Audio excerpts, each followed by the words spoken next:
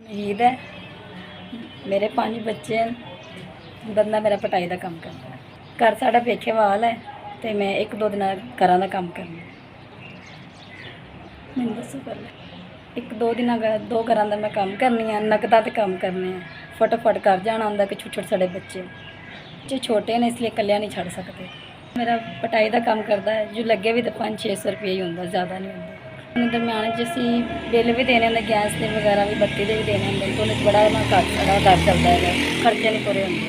उन्होंने घर काम करने वाले घर ना पक्कियां काम लगियां लेकिन वो ज़्यादा काम भी नहीं मिल रहा।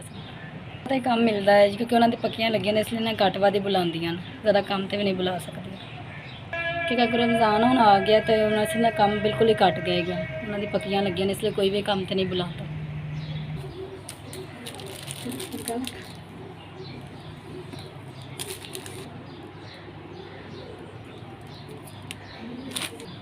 आपका राशन हमारे तक पहुंच गया। मेहरबानी, आप लोगों ने मेरे बच्चों का राशन दिया।